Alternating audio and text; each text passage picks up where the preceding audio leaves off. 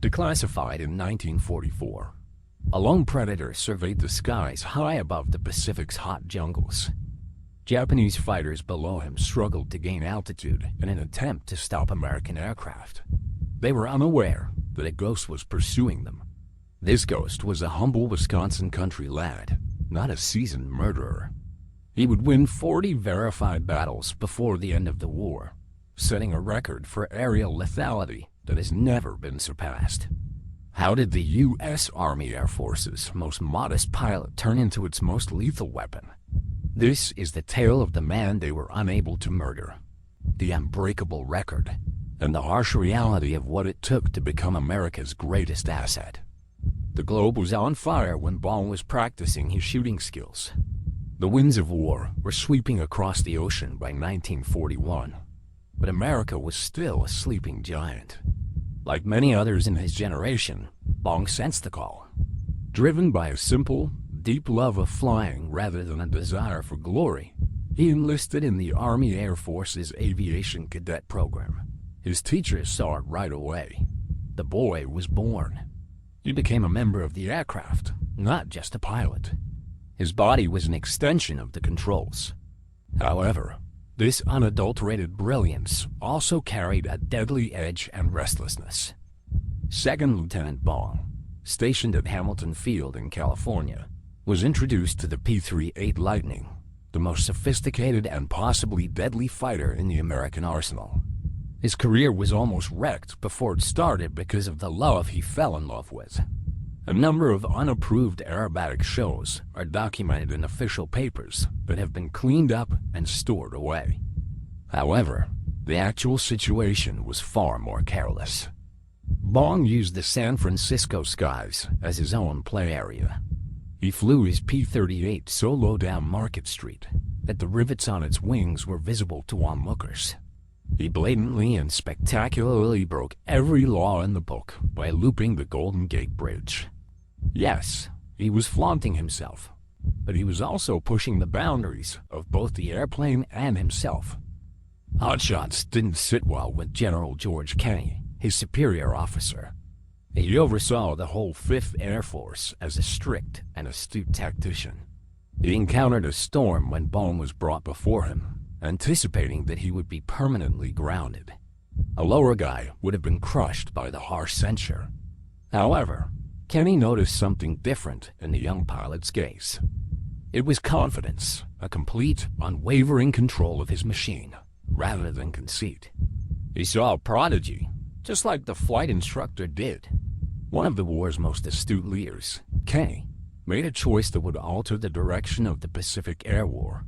He would turn the youngster into a weapon rather than destroy his career. He continued to have direct control on Bong, gave him additional training, and then let him loose. Bong was sent to New Guinea by September 1942. American forces were fighting valiantly to stop the Japanese advance on this cruel and merciless battlefield, which was the bleeding edge of the conflict. He would encounter experienced Japanese pilots. Having fought since 1937, they were experts in their field and battle-hardened warriors. They piloted the Mitsubishi S6M0, a fighter so nimble and renowned that it could outmaneuver nearly everything the Allies launched into the air. A Wisconsin country lad with a few flight hours seemed to have no chance. However, Bong was piloting the P-38 Lightning, a Lockheed aircraft designed by the renowned Clarence Kelly Johnson. The P-38 was a monstrous, groundbreaking aircraft that was unlike anything else in the skies. It had an extraordinary rate of climb and speed thanks to its twin-boom design, which was powered by 2 screaming Allison engines. Most significantly, all of its weaponry were grouped in the nose, including a 20mm cannon and 4 .50 caliber machine guns. This was an important design decision. Guns installed on wings had to be oriented so they would converge at a particular location. You would miss if you fired too early or too late. On the other hand, the P-38's firepower shot straight ahead in a concentrated buzzsaw of high explosives and lead. A pilot would be completely destroyed if he could get a target in his sights for for even a split second. However, there was a sinister side to the Lightning. It was deadly. Mastering the plane was infamously challenging. Its sophisticated turbochargers were erratic. It suffered from a terrible phenomenon known as compressibility, which caused shock waves to build on the wings during a high-speed drop, paralyzing the controls and sending the pilot into an irreversible terminal plunge. Just trying to tame the beast had already claimed the lives of dozens of American pilots. The Allied playbook was familiar to the Japanese dogfight masters. They would entice American combatants to engage in a low-speed turning battle in which the Zero would prevail. When an American pilot attempted to turn with a Zero, they frequently perished in a matter of seconds. Richard Bong made no attempt to turn. He observed, learned, and calculated on his initial combat missions over Buna, New Guinea. He recognized the Zeros as they danced across the heavens. He created his own game because he was unable to win theirs. His strategy was brutally straightforward. 1. Use the P-38 as powerful engines to climb above the enemy and maintain the altitude advantage. 2. Convert that altitude into speed by diving on your target in a high-speed pass.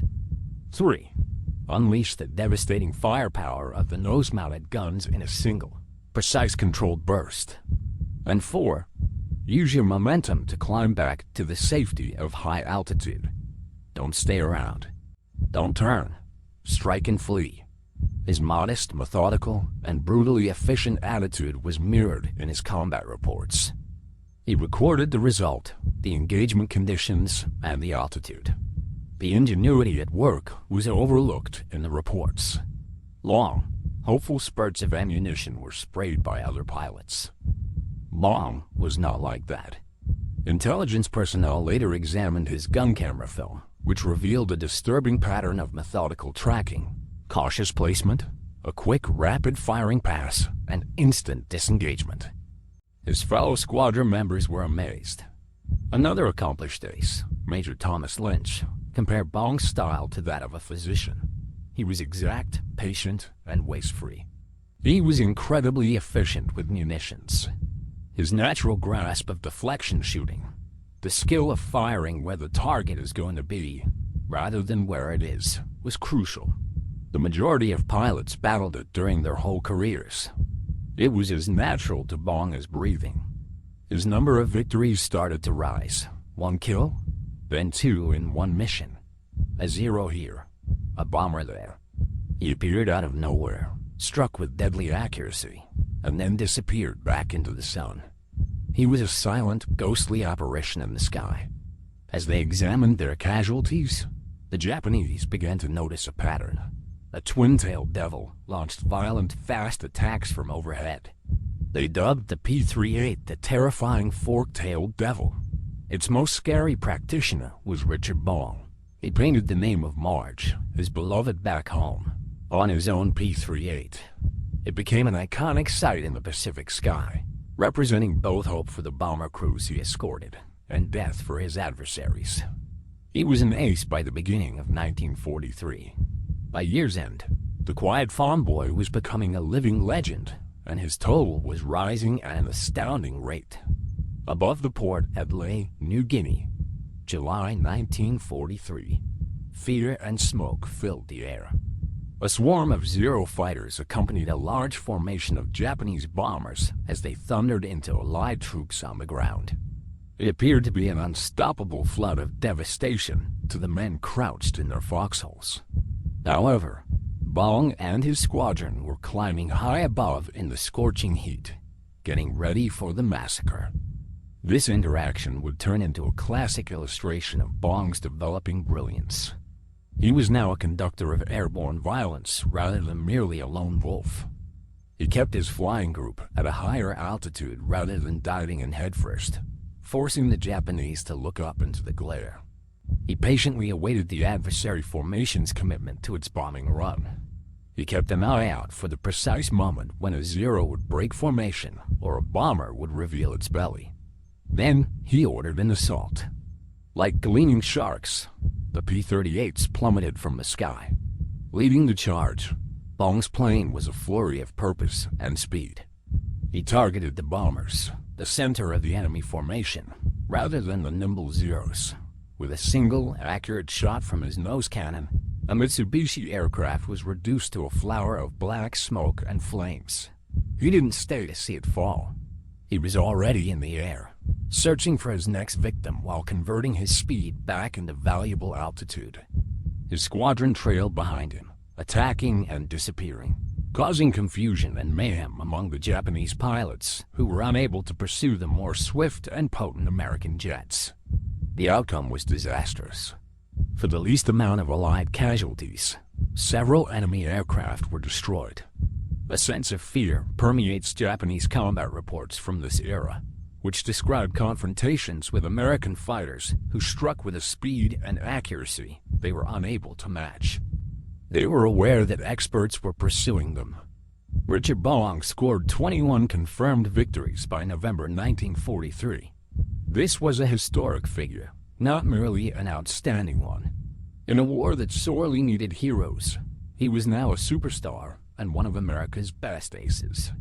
Ever the astute leader, General Kenny understood the importance of a symbol. Bong received the Distinguished Service Cross from him personally. Then he sent him home, which Bong detested. Bong received an order to return to the U.S. for a tour as a war bond. The modest pilot who let his flying do the talking was suddenly catapulted into the limelight. Newspapers from New York to California featured his face as he was paraded in front of applauding crowds. He was welcomed by the American people. He was the embodiment of American bravery and inventiveness, a modest farm lad who had transformed into a dragon slayer. However, Bong was unhappy. He hated the speeches, the rituals, and the never-ending handshakes.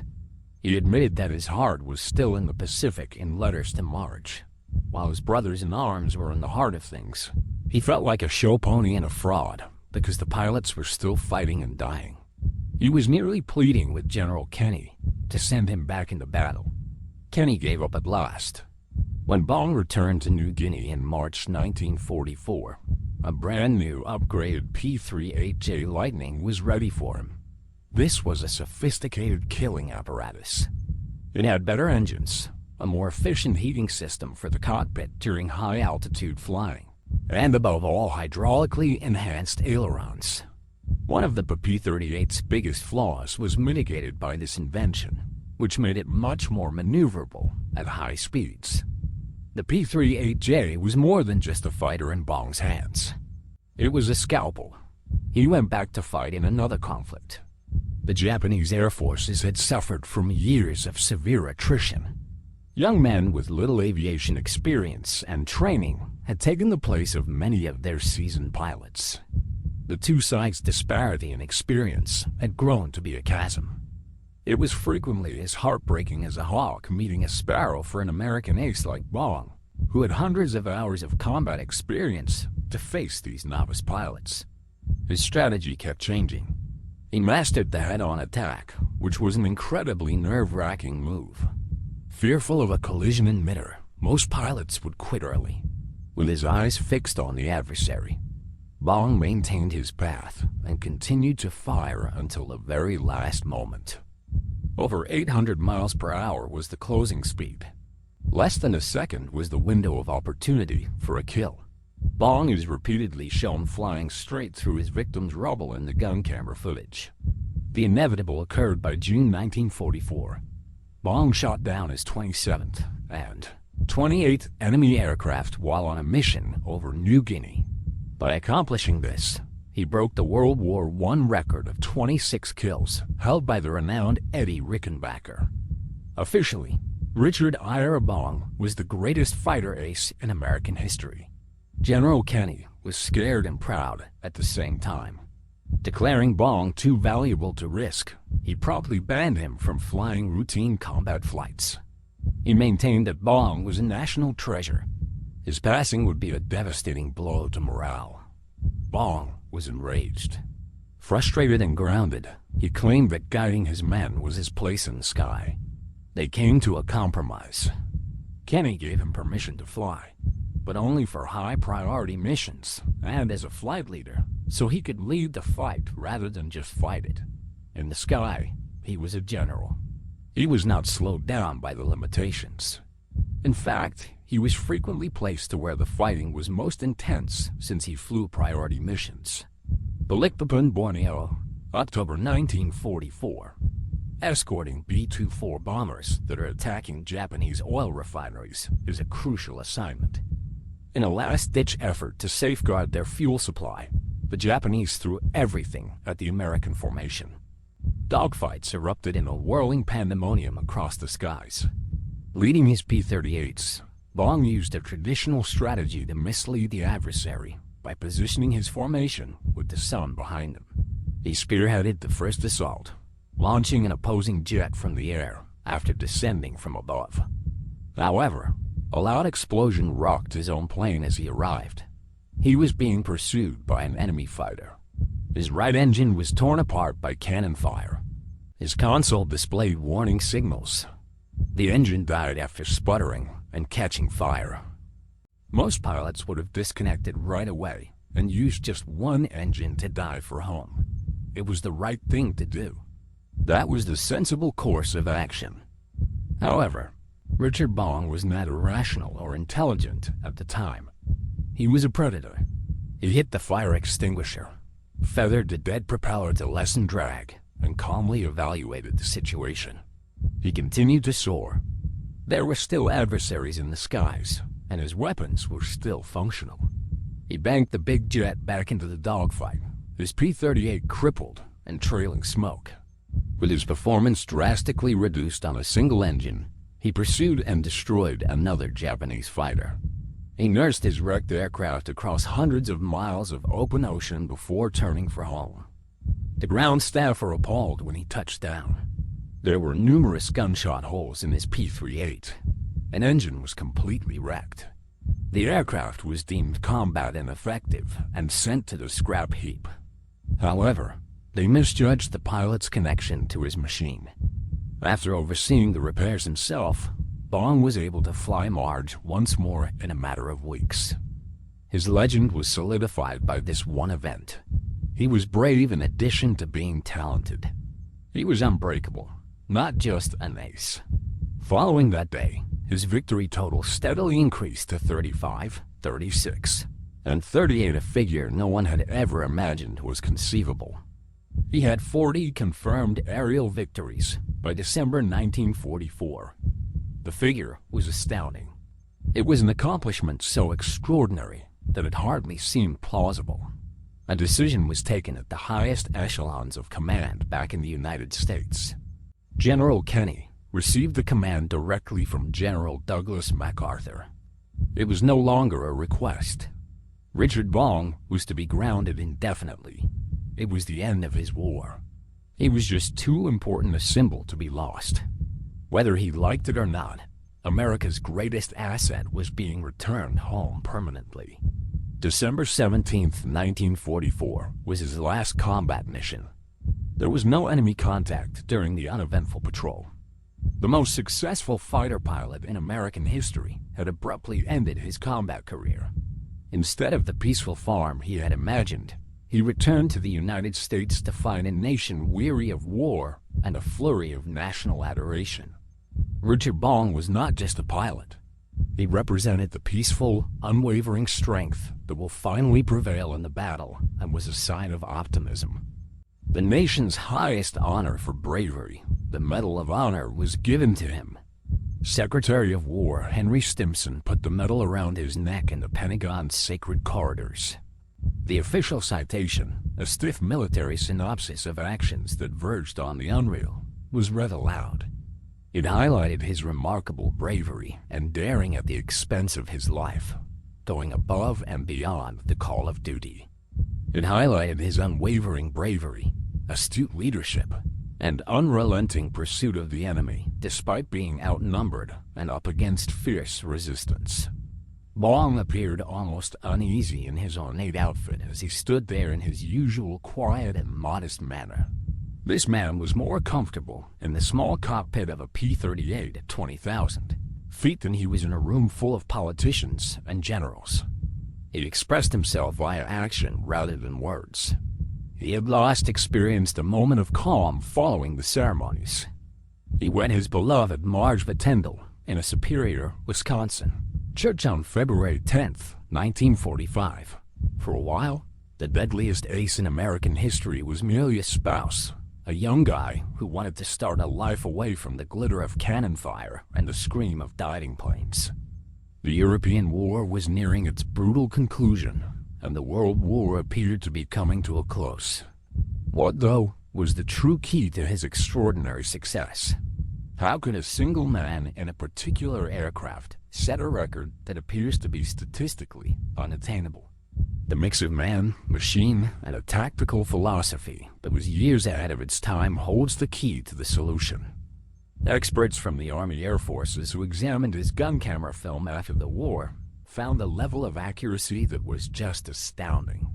Long outperformed the average pilot in terms of hit percent, which is the ratio of rounds fired to targets destroyed. He didn't squander ammunition. He didn't depend on good fortune. He relied on a cold calculation of time, angle, and speed that was part of who he was. His early years of hunting and pursuing wildlife in the forest had conditioned his mind to perceive the environment in terms of lead, deflection, and a single, flawless shot. For American fighter pilots in the Pacific, his tactical philosophy, which he developed over 200 combat missions, became the gold standard. Discipline, not violence, was the foundation of this concept. Bong realized that this was suicidal against the agile Japanese Zero, while other pilots were enticed into whirling close-range dogfights, the kind of romantic duels portrayed in movies. His method was a harsh science. First, energy. Use superior speed and altitude to consistently sustain an energy advantage. The P-38 was an excellent fighter at high altitudes. This allowed Bong to set the conditions of each and every interaction. Second, positioning. Before firing a shot, gain an edge by utilizing the sun, clouds, and the enemy's own formation. He was an expert at the patient stalk, occasionally moving for extended periods of time to achieve the ideal assault angle. Third, firepower. Take advantage of the P-38's concentrated weaponry located on its nose. He was aware that the battle was over if he could use his weapons for even a brief moment. Fourth, exercise self-control by never attempting to turn with a Zero. He would exploit his superior speed to withdraw after an attack pass, returning to altitude to prepare for the next blow. While his opponents were still engaged in a horizontal conflict, he engaged in a vertical conflict involving energy and physics. Then there was the plane itself. For his method of warfare, the P-38 Lightning was the ideal weapon. An essential layer of redundancy was provided by its twin-engine setup. As Bong shone over Borneo, it could withstand tremendous damage and still return its pilot home. Its turbo superchargers provided it the high-altitude capability that many Japanese fighters just couldn't match. And its tricycle landing gear made it stable on the uneven, improvised runways of the Pacific Islands. The P-38 was a competent fighter in the hands of a typical pilot. It was a historically significant weapon in Richard Bong's possession. The man behind the legend was exposed in letters to Marge. He hardly discussed his successes. Rather, he wrote about his responsibilities, his emphasis on carrying out his duties efficiently, safeguarding the bomber formations, and providing assistance to the soldiers on the ground. He viewed his duty as a guardian and defender for the guys who depended on him, rather than as a glory-seeking ace. There was no arrogance or ego. All that was present was the silent, deadly efficiency of a skilled artisan. Bong's life was meant to be one of prestige and safety as 1945 approached. He was a spouse, a hero, and a representation of American triumph. However, he was unable to avoid the cockpit due to his inner warrior. In an attempt to capitalize on his unmatched experience, the military assigned him a new role: test pilot. A change in the aviation industry was imminent. The 40 years the piston engines had ruled, the skies were coming to an end. At Lockheed's Covert Skunk Works facility in Burbank, California, a new, terrifyingly potent technology was being developed: the jet engine. The P-8O Shooting Star, America's first operational jet fighter, was designed by Kelly Johnson, the same guy who designed the P-38. The P-80, a sleek, futuristic aircraft with a single jet engine that generated 4,000 pounds of torque and allowed it to reach speeds of more than 500 miles per hour, represented the future. It was a tremendous leap in technology and performance, a completely new flight regime. To tame this new beast and create the rules for a new era of aerial combat, the Army needed its finest and most seasoned pilots. The master of the piston engine fighter, Richard Bong, was tasked with ushering in the jet era. He was moving from the height of one technological generation to the start of the next. He was on the cutting edge once more, but this time the enemy was the unknown rather than a zero in his line of sight. Richard Bong was at the center of a technological earthquake when he was assigned to evaluate the P-8O Shooting Star. After mastering the most intricate piston fighter ever constructed, he was once again a student. The P-8O was a whole other kind of animal. It only had the unadulterated, roaring power of a jet engine. No torque, no propeller. It reacted in a different way. It touched down at horrifyingly fast speeds. It seemed to be drawn upward by an unseen hand. In a very literal sense, each pilot making the switch to jets was a pioneer venturing into an uncharted and perilous territory. Bong easily adjusted thanks to his natural aptitude with machinery. With the same quiet attention he had used to study battle tactics, he studied the systems of the new aircraft with respect. He was now an explorer of the machine rather than a hunter of men, pushing the limits of what was feasible and relaying his discoveries to the engineers who were literally creating the future of aviation. This was his new life for a few months. Flight records, technical debriefings, and the incessant high-pitched hum of a jet engine. August 6, 1945, followed.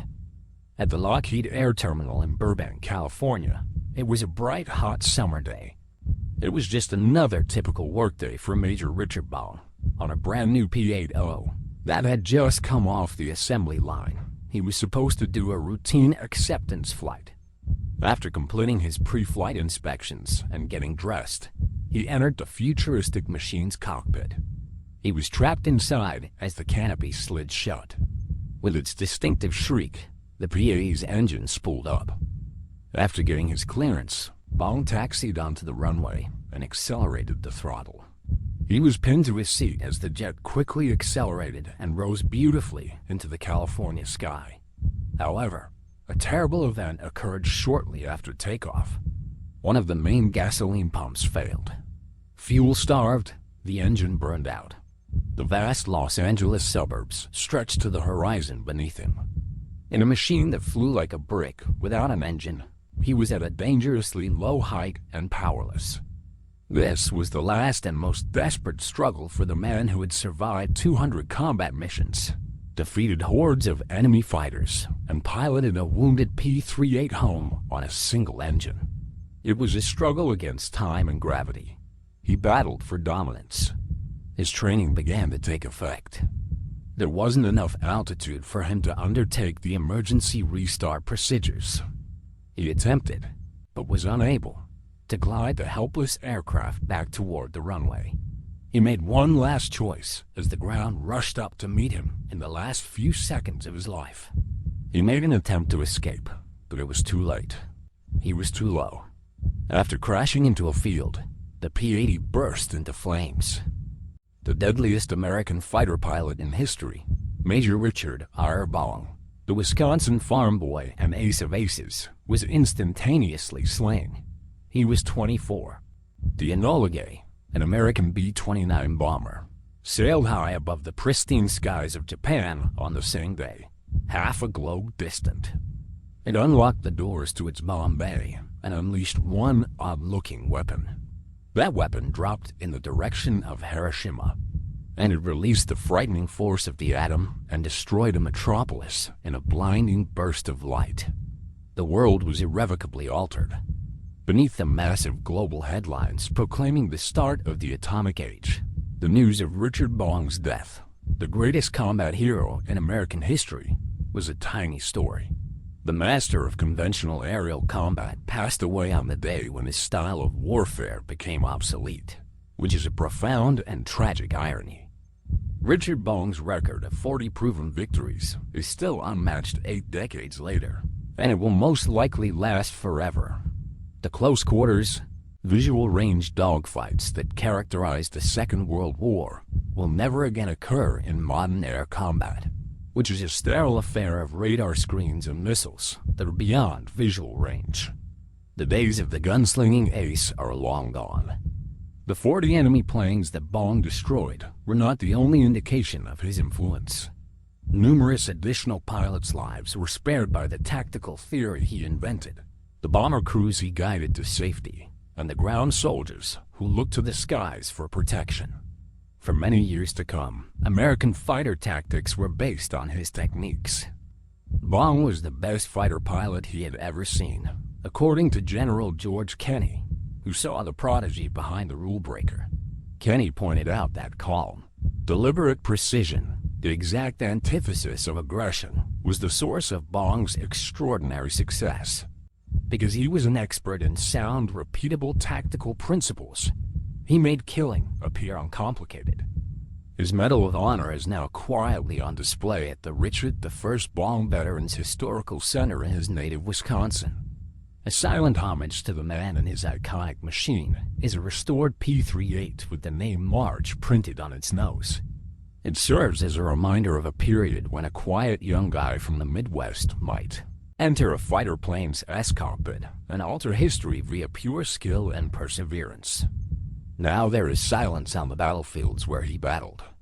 The account of his 200 sorties, 40 wins, and one indestructible legend, the country boy who became America, as deadliest and most impenetrable ace, remains carved in the annals of military history, even though the skies where he fought are now empty.